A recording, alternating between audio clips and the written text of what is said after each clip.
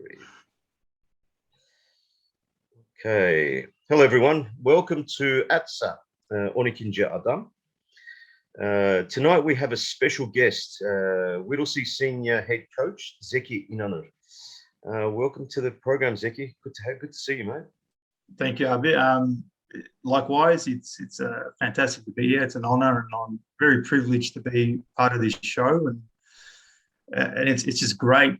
Just what you guys have going here is just great exposure for coaches and players and from people just from football community. So thanks for having us. Thanks for having me. Yeah, it's a pleasure to have you as well, Zeki. Atsa's given us this opportunity.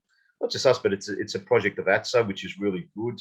And we thought we'll benefit from this lockdown, which has taken us out of the season, which we miss a lot.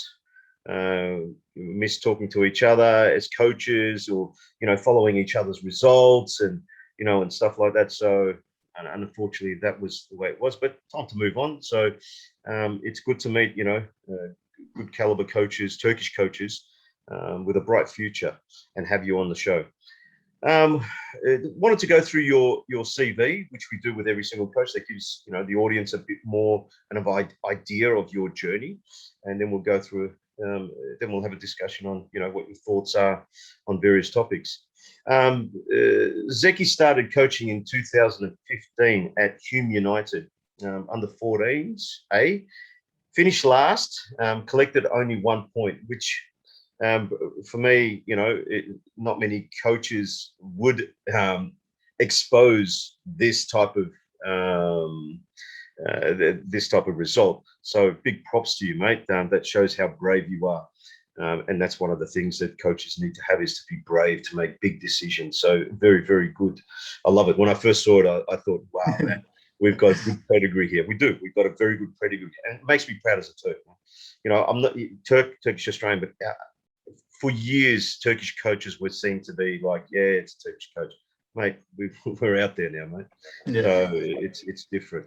In 2016, went to Preston Lions and won his first championship. So bang, bounced back straight away. Won his first championship the following year.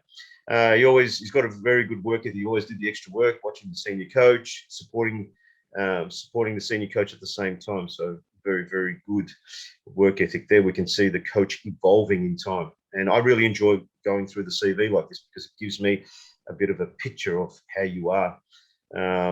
So in 2017, he got his first assistant role at Albion Rovers, Albion Türkgücü, the Turkish name, as well as he was still coaching his team at Preston. So he was the assistant coach to Albion, senior role. And then his team, in that whole work busy traffic, finished third at Preston Lions. So that's not easy to do, to be able to juggle two different locations as well. So again, the sacrifice is what seems to go bang out here as well. In 2018, joined HilalSpor Rangers in the NPL. He had the opportunity to work with Nej Letsalis and Sajid Cicek, which are quality two coaches as well. So that experience would have embraced a lot of coaching quality coming out from the NPL. Not just, and when we say NPL, it's not just team, it's the whole structure. We're talking about management here, and young coaches that are coming into wanting to become a senior coach need to understand the management side of it as well. In 2019, he joined HilalSpor United, HilalSpor, as a reserves coach. Had the opportunity to work with Ersan Gülüm, which was a phenomenal to his experience. He was the best mentor he has ever had, that helped him with his coaching and took him to the next level. Just a little bit of an area there with Ersan Gülüm, of course, massive name, someone that has given back to the community with his experience, with his professionalism, and he's not the type that would sit on a pedestal and say, "Please don't call me, I don't want to talk to you." He hasn't changed. Ersan is Ersan, and that's what makes Ersan so brilliant in the person that he is. He's never changed whatsoever. Then from there at HilalSpor, he was juggling the reserves after Arsan left, he was juggling the reserves team and coaching in the seniors as well. So he's basically was doing that when Arsan was there as well. So you can see the enthusiasm and and he's fixated towards his goal. Everyone needs a goal in life, and Zeki wanting to be the senior coach, wanting to be a senior coach, fixated in that role, trying to get as much experience as possible and fulfilling his duties at the same time. Then Arslan left, of course, Koray became the senior coach, and then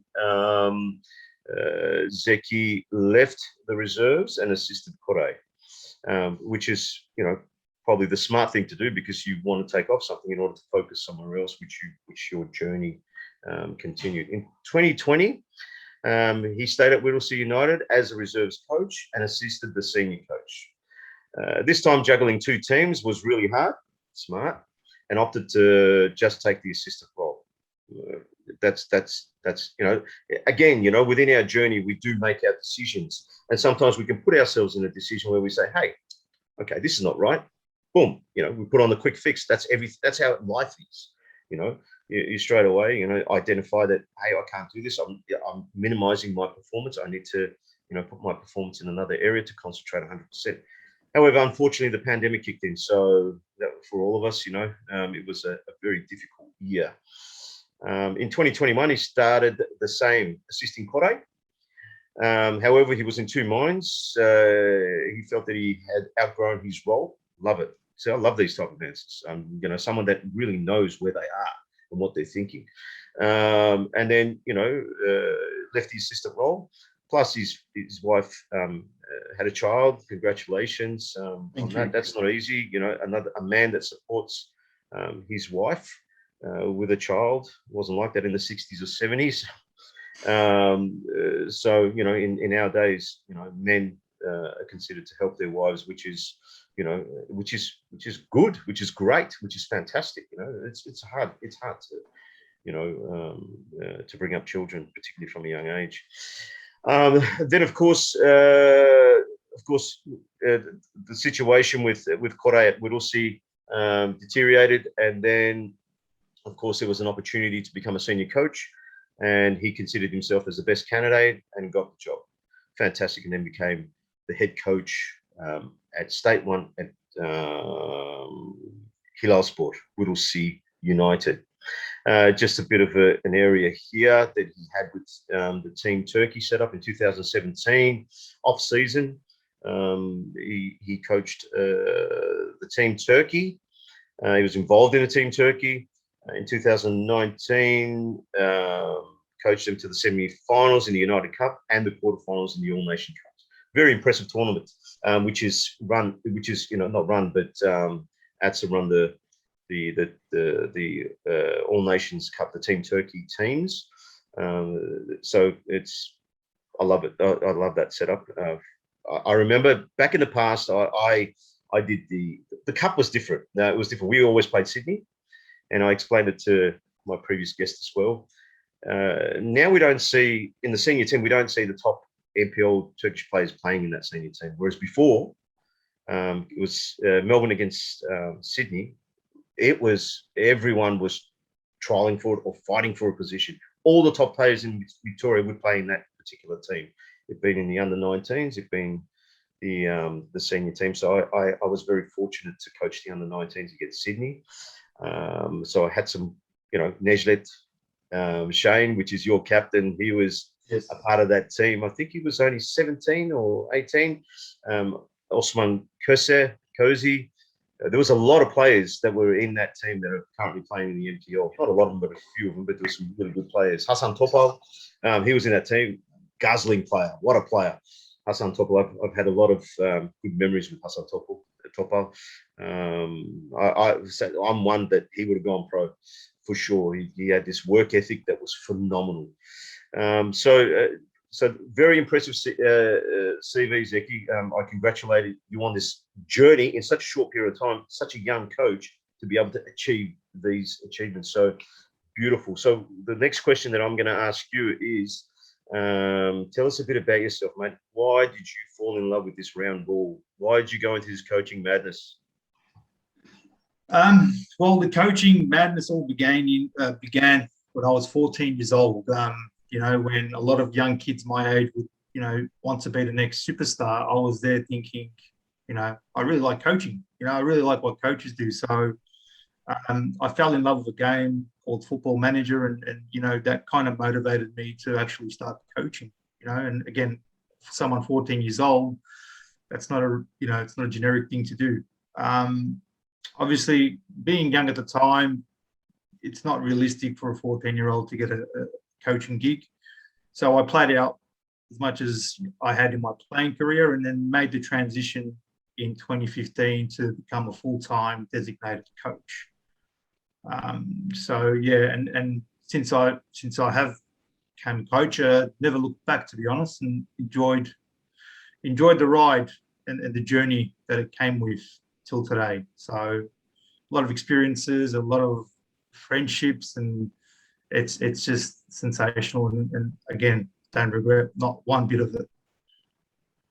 Yeah, I guess getting involved into this role requires the love for the game, and that sort of embraces all the sacrifices that you Definitely. come across, and the criticisms. It's a very critical industry, and like we said, like I mentioned with the other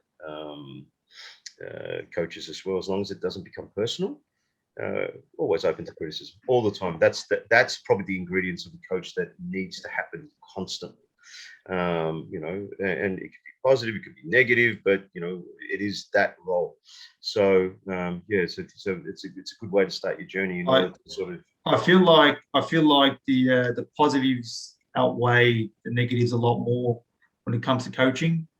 Another thing that I really did enjoy and made me want to push more and motivate me more was the fact that I was actually, changing individuals and kind of molding their futures. So, it leaves a good, it's very rewarding. It leaves a good imprint on young players, especially where, I started coaching, kids that were, born in 2002, and now most of them are all 18, 19 years old.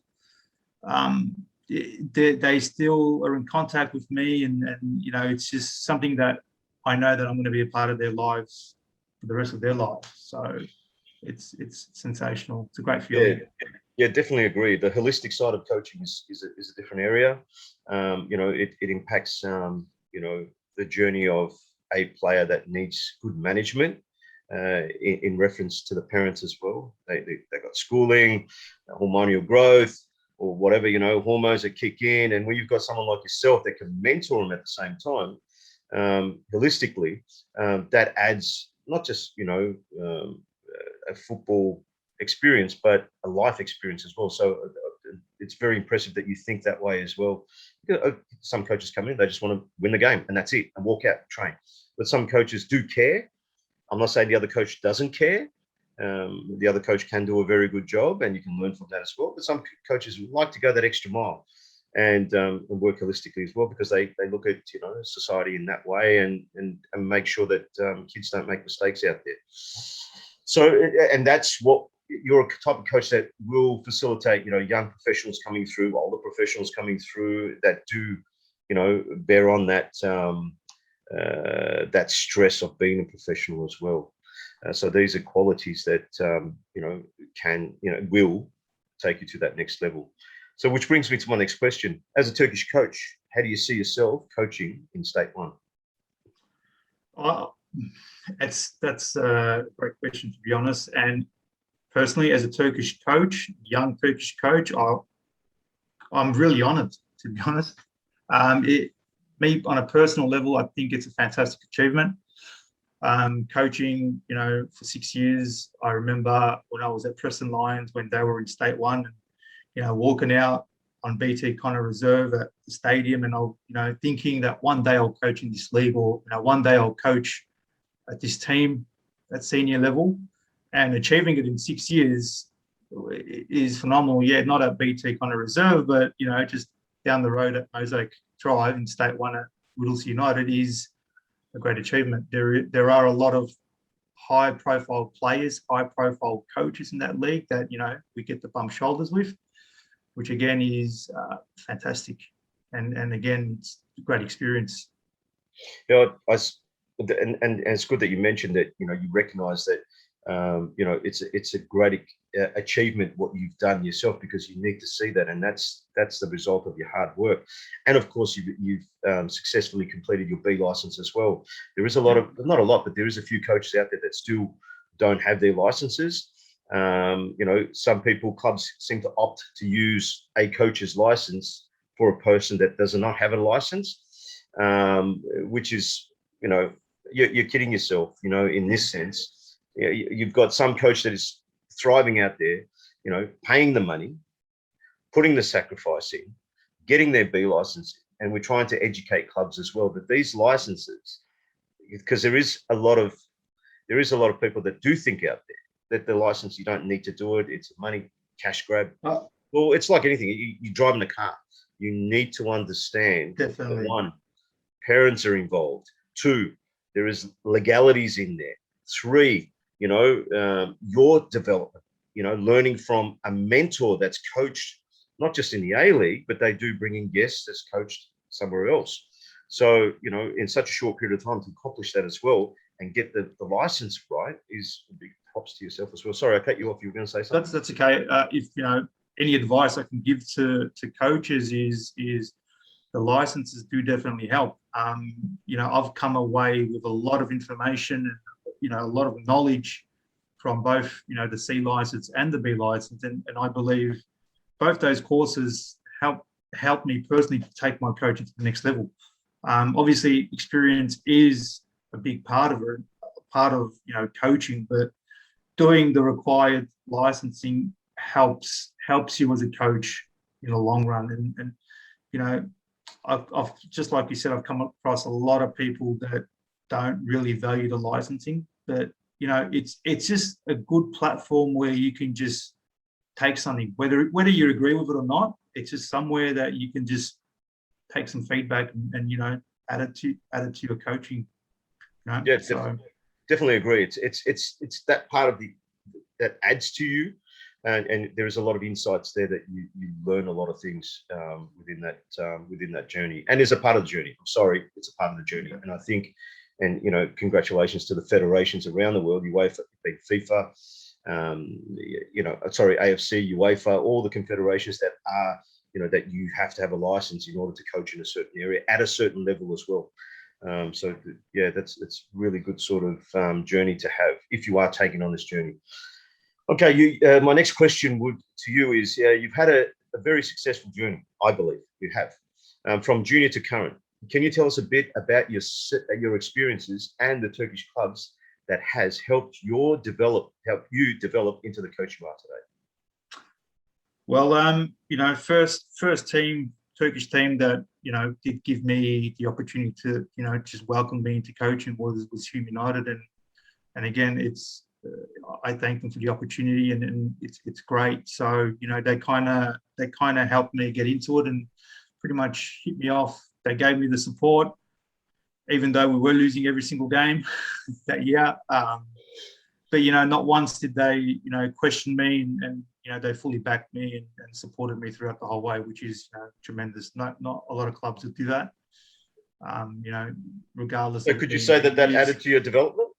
Oh, definitely. Support? Yeah, definitely. It's great to have when clubs give you that confidence and they give you that support. Backing, that support. So it's very important. So I never, you'll probably have heard before, and you've probably experienced that, a lot of coaches, when it's not a winning routine happening, you can kind of drag your feet to training, but not once did that occur.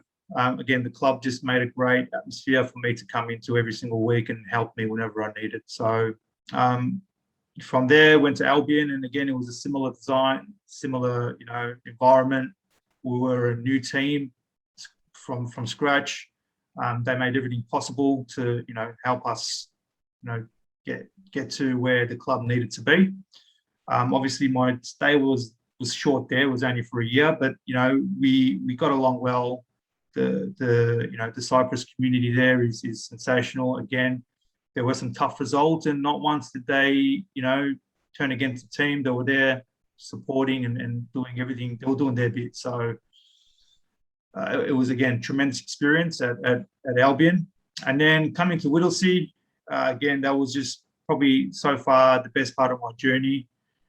Coming to a club with a similar philosophy where, backing Turkish players, giving Turkish players the opportunity, kind of is what I wanted to do, at that time. I had a good bunch of young Turkish boys that, I wanted a club where I can help these boys take that next level in football, which is obviously senior football. And, speaking with Halil abi, he was, again, super supportive and understood what I wanted to do. And it was, kind of aligned with their vision. And we hit it off, and we got, a senior team full of Turkish boys and a reserve team full of young Turkish boys that, were knocking on the door, and pushing the senior team. So, and, again, going today, I've been there for about 3 years now, and still strong. Relationships are still strong, and nothing's changed. The philosophy is still the same, and we want to do the same thing with our Turkish community. Bring up young Turkish boys and use the Turkish boys that we have playing at a high level, and bring them all together and hopefully achieve something fantastic in State One. That's what we're driving towards. Which you've already done that in your last game. You introduced a young player which scored, the equaliser. I think it was against. No, it was the goal that put us in front before we conceded the last. Yeah. So you've already done that. So you've already gone in and in the hot seat straight away, implemented that and got a very good result in that particular game as well against a strong side, Yarraville. Yeah. So in a short period of time, you've made an impact. A lot of people won't see that, but you've made an impact from a rookie, a no-name. No one knows in the community, but you saw that and you brought it in, and it made an impact. And so that shows that you are. I get excited when I hear stories like this. I do, because a lot of people don't give youngsters. It's not that I don't give them a go. I understand the clubs that do invest in, a list of high-profile players, and that works as well. You got that support, you got the financial support, you got the football environment support. Yes, you will achieve big results, which Altona did. Jump from one area to another. So for me, when I was at Hume, me and McGarry had a disagreement. From there, he went to Altona Magic, and he just took them straight up. McGarry is a very good midfield player back then. We just didn't see that we had differences in the way we see things. So never hard feelings, but that's just the way, I coach differently. I look at players differently, and so does everybody else. And so what you did there is, from your philosophy perspective, implemented it straight away, and it did pay off. So yeah, that just shows in your coaching. As the senior head coach, straight away you implemented that. Again, it's super important for the club to be very supporting, because it is a big risk giving a youngster a game at senior level if they're not ready, or sometimes they're not prepared for it mentally, physically. It is a different ball game. But I went into it with an open mind, and I said, look, what's the worst that can happen is, we lose 3 points, but I win a player that maybe potentially 2-3 weeks time will help me win a game. So when you have a process and you have a long-term vision, it's very important to stick, to see the longer road rather than the short road.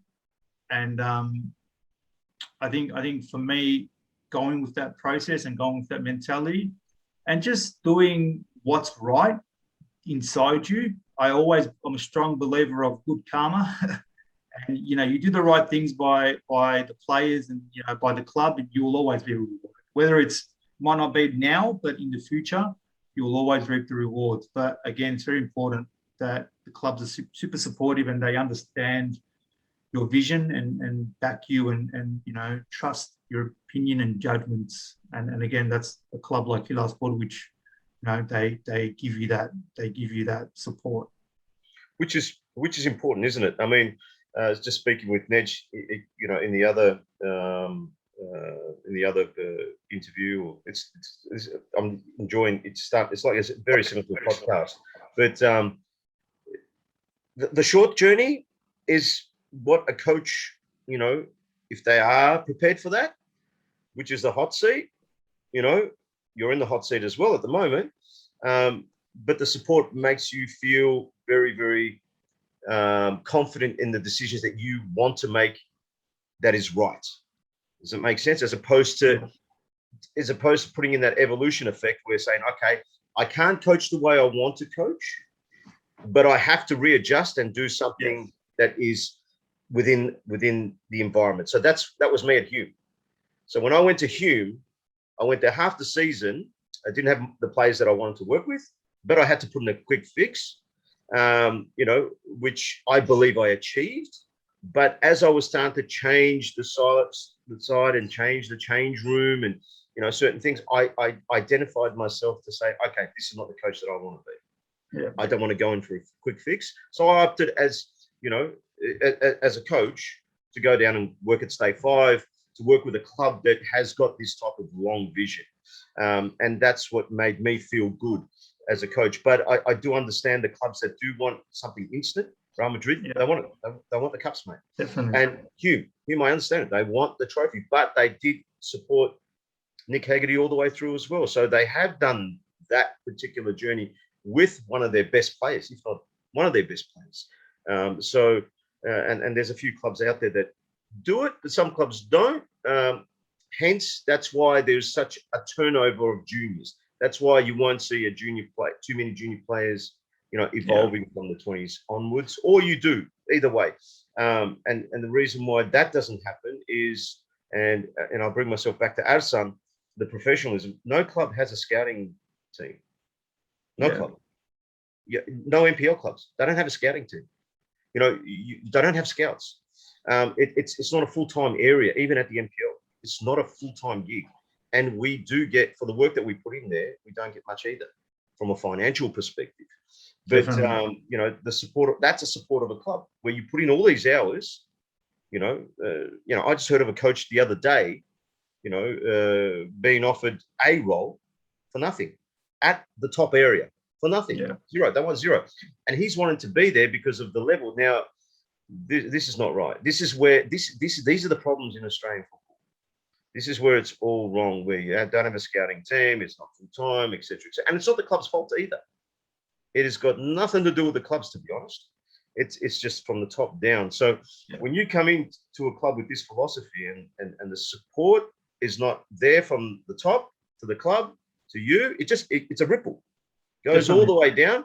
And to be a survivor there and be able to implement, even though regardless of that being that way, from the federation down into the club, and then which reflects onto the coach, to be able to implement that philosophy in your second game. It was your second game, wasn't it? In charge. It was in my third game. Third game in charge. Very quick to identify. My second game. So again, I'll try to be as brief as I can. First game, came into training on a Thursday night, the Sunday game, so really couldn't work on much. Just went into the game blind. I had a bit of a process in my head what I wanted to achieve. I didn't want to be the type of coach that come in and just chop, change, and just cut players and say, "Nope, you're not good enough." And came in, did the right thing, gave everyone a chance. And first game, we ended up losing 1-0. And then second game went in with a similar mindset. Again, kind of did backfire on me. Went into halftime 4-1 down, where I think I did get a bit short-tempered and kind of went chopped and changed. And I said, "No, this is how it's going to be done." And we actually came out and it looked good. So we carried that second half, where we actually did end up, scoring a goal and we're the better team. Carried that into our third game, which we were so unlucky not to get 3 points. But again, just the change that we've had from where we were 2 weeks ago to where we were that final game was phenomenal. And again, I go to that process and just how I did everything the right way, good karma, and we kind of did reap the rewards. And young Fetty did fall into that as well. We gave him his chance because he was fantastic for the reserves. I think he scored close to 30 odd goals in the reserve team. So if you're not going to give him a chance, what are you doing? So it worked out really well. Yep. And again, that's where I do believe where a coach, their values and their beliefs is very important, and sticking to those values and beliefs, because that has been my my prime thing when I started coaching. Always back your own values and principles. Never ever change it for anything. And again, you did the same thing when you were at Hume, and you realized that this is not for me. I can't change my values and principles just because I'm coaching at a high profile club. And again, I salute you for that, Hojam. It's a big call, and again, you were courageous enough to make it because you wanted to go and stick with your own principles and values, which is again fundamental for a coach. Yeah, and it's fortunate that that you're with Whittlesea, and so Whittlesea is a great club that does support, because I know a lot of people there, and they are really good people, and the support that they give, and and the evolution of going up cannot be easy as well. So for the club, they'll find themselves in an area where they say, okay, now we have to maybe change, but we don't want to change too much. So they've kept Definitely. that good culture there as well, which is very hard to do. Oh. It's not easy to do. But I think just going back to your philosophy, it's right what you did. Look, the club is just left from one area to another, from one coach to another. You've came in and you've made an impact. And you're spot on right. You can't change everything. You can't go in there and chop and change, or else it'll be chaos. So some coaches don't opt to take on a team with that status. And one that comes to mind is Fatih Terim. He will never do that. As far as what I've seen within his journey, maybe I could have missed some areas that he probably did do that. But as far as I know from Fatih Terim, that he does not like to go in there because he likes to plan the season from the start, which is a smart thing to do. But it's very courageous for a coach to come in and then go bang, bang, bang, bang, bang, to be able to do that straight away. So because you were an assistant coach in the previous area, within the journey of the senior team, well, when you're under the realm of a senior coach, you have to stay as an assistant coach to respect the senior, the head coach. He's got the shots, mate. He makes the calls. You can only assist him and make that decision there. So it's not actually you, and it shouldn't be you. It should be the senior coach. But you should be able to make decisions or challenge each other together. But the way I do it with my assistant is I listen and I tell him to challenge me. If I like what he's saying, I do it on the day. If I don't, I go with mine, and I try to educate the coach by making that decision so he can get educated at the same time. But now that you're at the head coach, you can see that the decisions are different, and that's the beauty of having different styles of coaches. There is not, you can see with Arteta going from City, from a successful environment, to Arsenal, and they spent a lot of money this year. But you see, two different coaches, two different areas. I wish him the best. I really support him, but again, you see the different styles. So I think, to be honest, you've pretty much,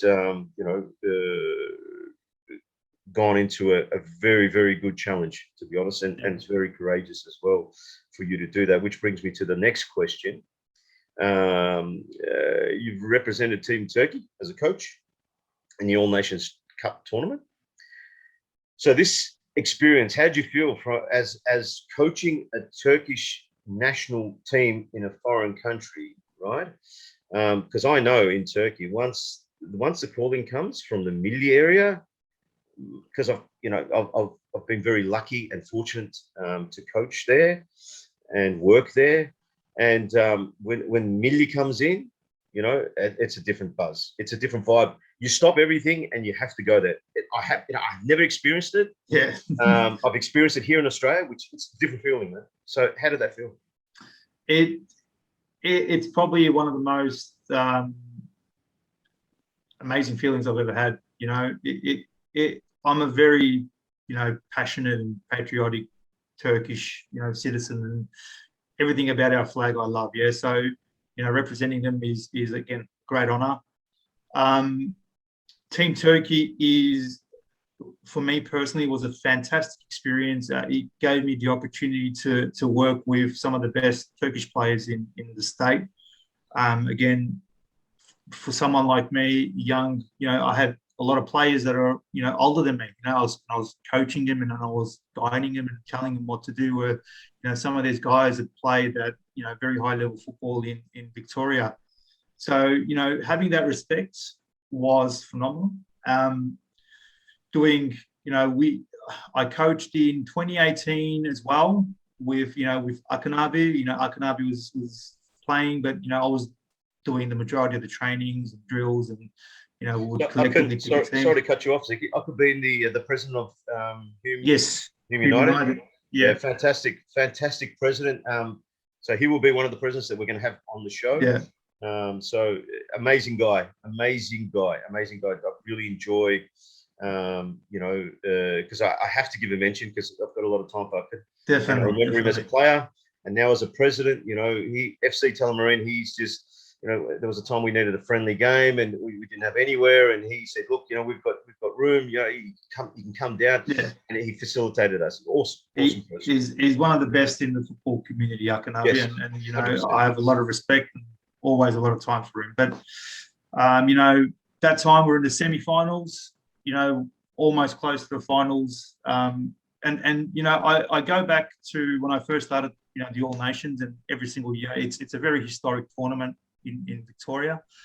I went there and I had a look at the board, and it showed obviously how long it's been around. I think it's been around for close to 40 years.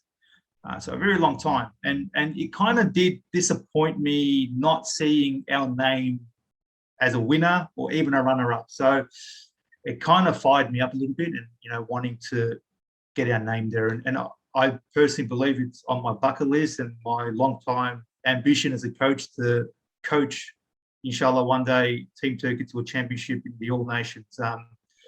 So we got close a few times. That year that I was talking about, we came, lost in the semi-finals, played 10 men for, nearly 110 minutes.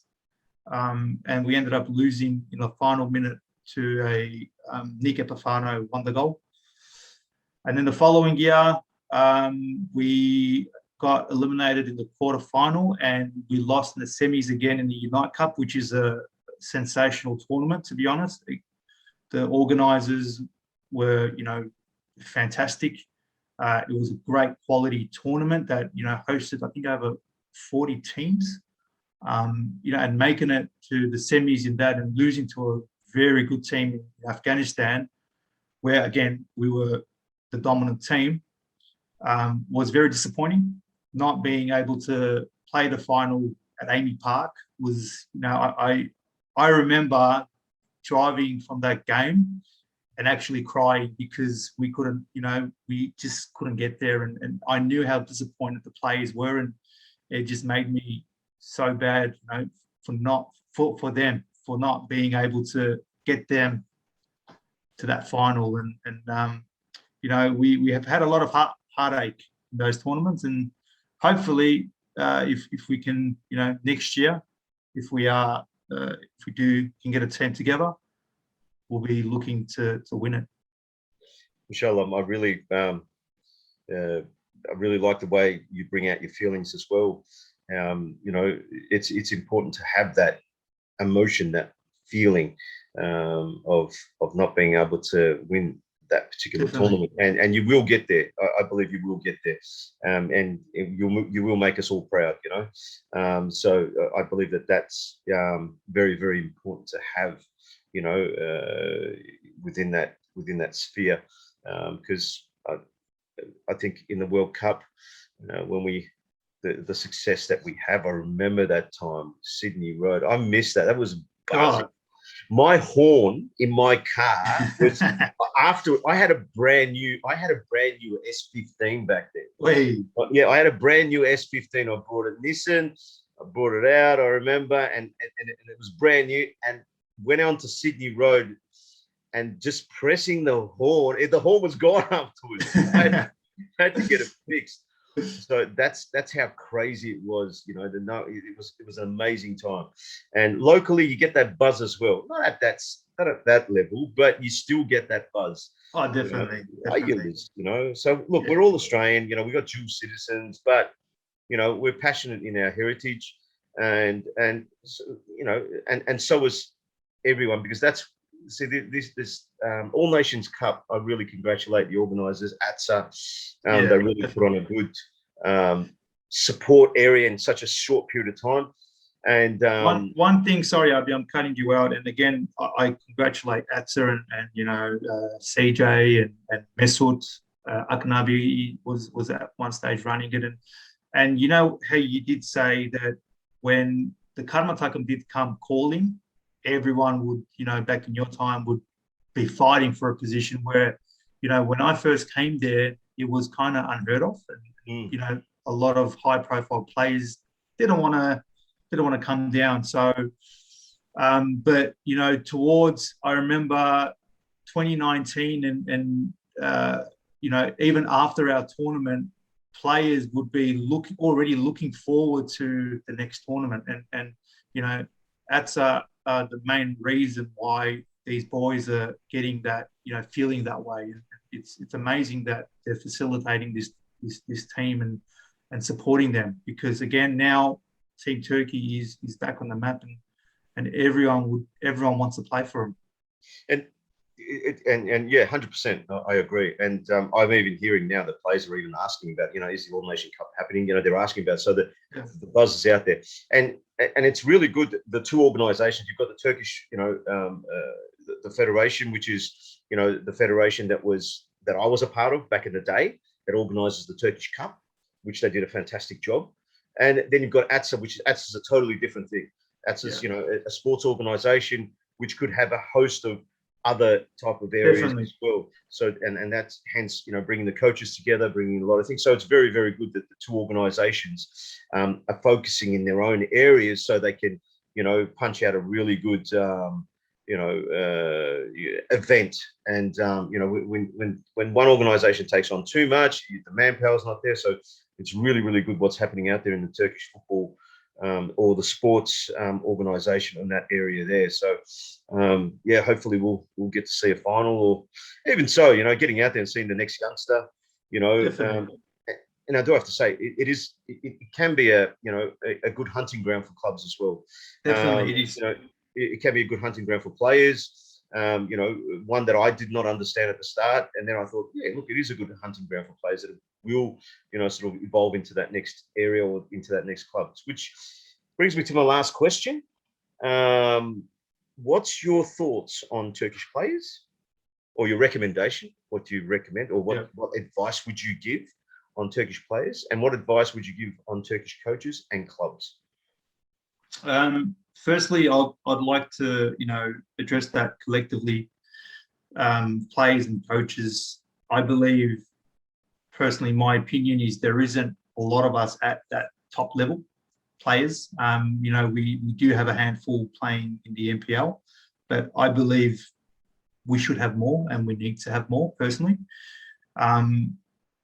Coaches, again, that we only have a handful of Turkish coaches at high level. And again, I do encourage a lot of retired footballers and you know, I think it was Nejat Abi that was saying, you know, fathers and other people that are involved in the community sport, but, you know, don't want to make that jump because they're too scared, or, you know, they don't have the time. It honestly is a very rewarding job, and I do stress that we do need a lot more coaches. And again, there's no right or wrong in football. As long as you do what's best by you, you will always be successful. For players, I again, you know, it's just probably a broken record. They've probably heard it a lot. You just need to work hard. And again, I feel like in Australia, football is seen more as of a hobby rather than a profession. And a lot of players do take it in that way. And I've had a lot of players that I've coached and met over the years where they've went overseas and they couldn't really break into the system because it was more of a hobby for them, and they don't realize that the other players that you're competing with there, it's not a hobby. They're playing for their life because they either make it or they end up on the street, fortunately. So for players, you need to be mentally strong. You need to work hard. And you need to have goals in life. So if you don't have them and you don't work towards it, you can never be successful. And again, same applies to coaches. And I think it's just a general, outlook for it, whatever you're going to do, whether you're going to study. If you don't tick all the boxes, and if you don't do the work, and you're not going to get anywhere. So I try to instill that in all my players, the work ethic, and it's very important that I don't just preach. I kind of practice myself. So, me doing the hard work kind of, influences and encourages the youngsters to kind of work hard as well. So you can't always just preach and not do the work yourself as well. So it's very important as a coach because the way you present yourself is what the players are going to see you as, and they're going to aspire to be like you. Your energy is very important, which is, again, crucial. For clubs, again, they're doing their bit, I believe. Again, not because I don't want to sound biased, but HilalSpor back into Turkish players and coaches and giving them the opportunity. Look, again, it's brave that they've given me, a coach who hasn't had any, head coach senior experience, and they're backing me for next season as well, and I thank them for the opportunity. They backed Kore in a similar scenario. Again, you don't see a lot of, just take the Turkish out of it, and you don't see a lot of clubs doing it. It's unheard of, and I congratulate them for giving us the opportunity. United, again, they're trying to get their Turkish boys, and again with Ruhabir, they're trying to get some success, which they are, and very unlucky for them. Albion, the same. They've got some great board members there. They've gone back to their roots. Mustafa, Mems, and Atay doing a fantastic job, and they just got to keep at it. And hopefully, we can get both those teams in State One, and have great derby days, in the future. Telemarine, again, what you're doing there is fantastic, nurturing the youngsters and the potential, Socceroos, and then hopefully, inshallah, maybe Milli Takım players that come from your team and go to Turkey and represent at the highest level in Australia is fantastic. So I do encourage that we should get a few more teams on board, but I know the difficulties and obviously the responsibilities that it does take running a club, But other than that, yeah, I think we're on the right track. Before I like to, end what I'm about to say, over the years, because I've been, I started coaching in 2015 and, always been involved in Turkish clubs. Back in those times, I did feel like we weren't united, and I felt like we were all apart. Everyone was doing their own thing. What I've seen with the introduction of Atsa is a bit more unity, and that's key. I would always say, I think as a Turkish community, as a with a Turkish background, we're always stronger when we're together, and unity is crucial in all aspects for our Turkish community. So I personally believe it's only going to get better. The more we get people on board and more exposure, our community is going to be more closer, and we're going to get a lot more success in the future, inshallah. It's some really good stuff. that you've mentioned and you've brought out within answering that particular last question as well. It's so true in so many things that you've said in relation to players, in relation to clubs, in relation to coaches, because the advice is there. I don't see you as a rookie. Yes, a club is giving you a chance, but you've got a formula that you've implemented into your coaching environment, which is the only thing that's left from there is, moving on to a senior change room and learning the man management. Drills are easy. Program is easy. Putting together a team is not easy. But that's where the man management, the understanding of the players is very, very important, which you've already achieved that. You've already got that experience. So, going into to the range of things, I believe that you are just going to evolve as you are going, and your successes are going to come. We see that with all coaches. When they start, Nick Haggerty was a rookie when he came in, but he was a player and he had a formula. When he was a junior coach, he was very successful. But again, needed time. So, had to step down and come back and then look at the success today. Amazing. Doherty's Cup, and I believe we'll win the NPL and you will. From what I understand with Whittlesea is the way they back their coaches. And I had the same backing from Steve Kerr, a big mention to a president that has got excellent disciplines, to back its environment. That's why it's there. That's why Hume City is there where it is. And that's why Hume United is where it is, and as clubs, as players, as coaches, we, like you said, the unity brings on the learning element where you are open to learning from everyone. Clubs learn from each other.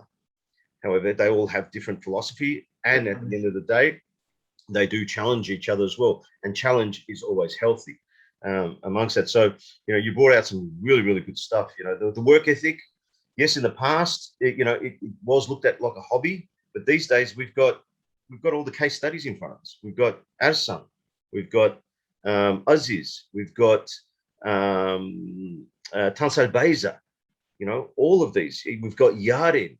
I could just keep going. Yardin, the goalkeeper. For us at FC Telemarine, it's not just, yes, we have got a full-time program there that we're producing within the Aslan football school grassroots program and the elite program. But, we're open to, our players going to HilalSpor, which we've already had 3 go there, which has made us proud. We can have our disagreements, et cetera, but at the end of the day, it's an honor to be able to feed players into this area as well.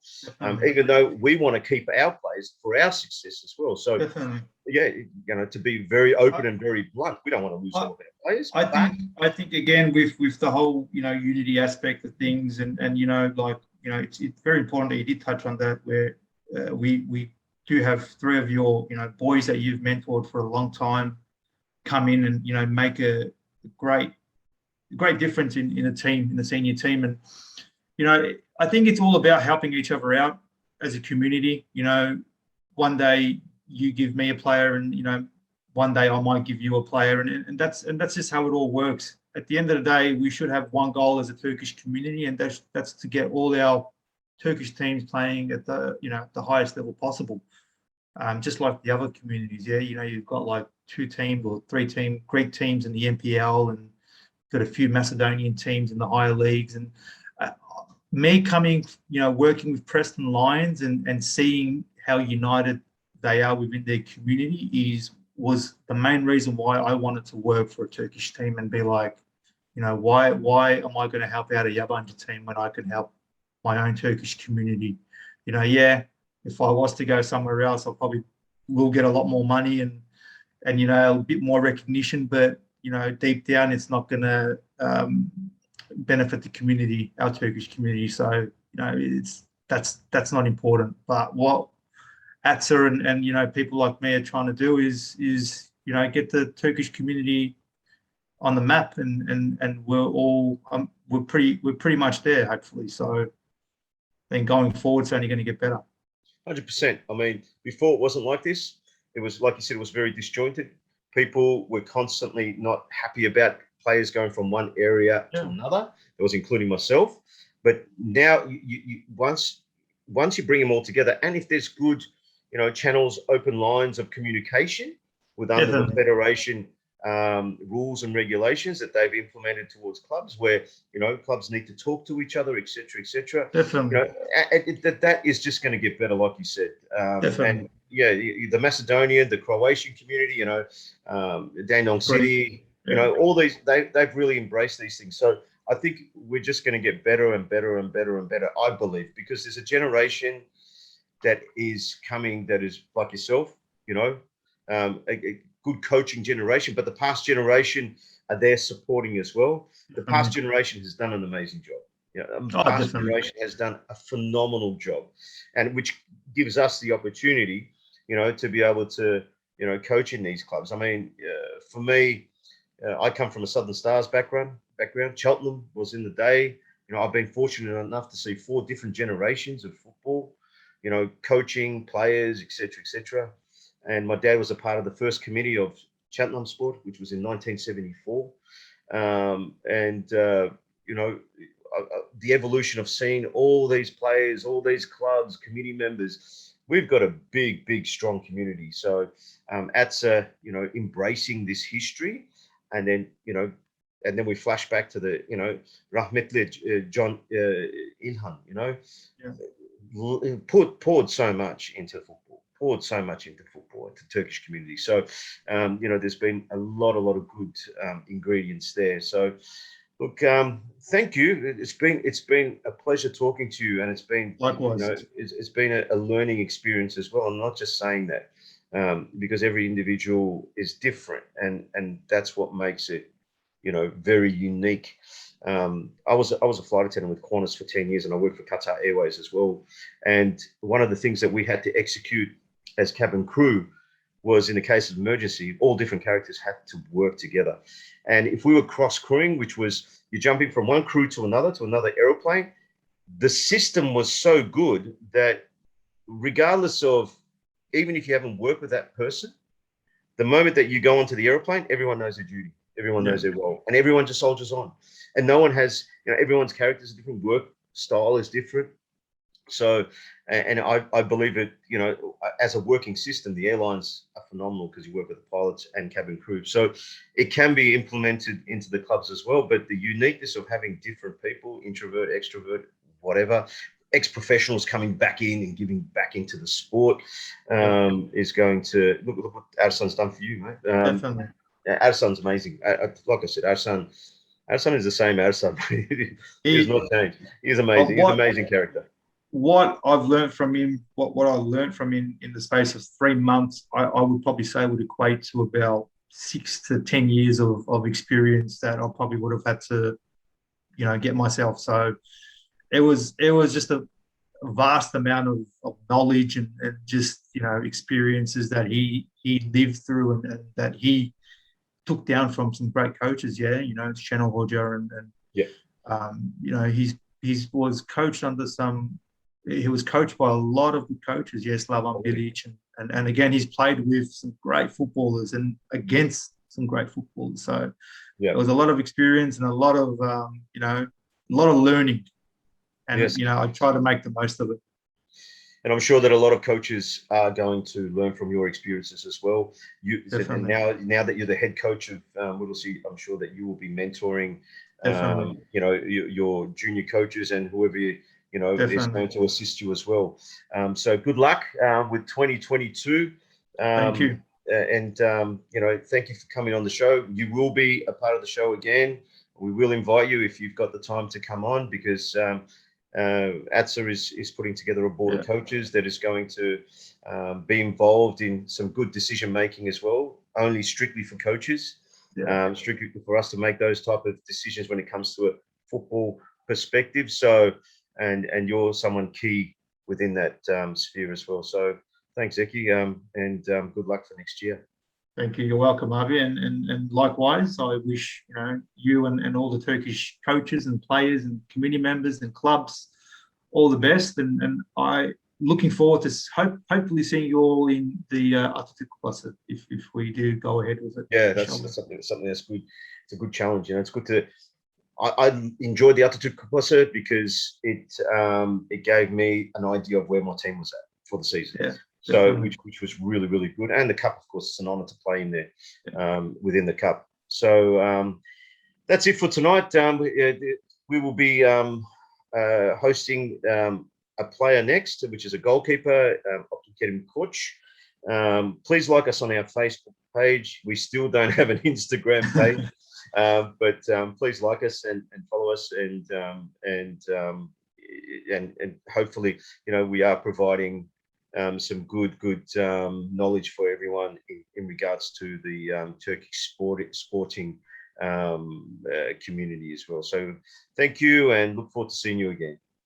Thanks, Avi. Take care. Bye-bye.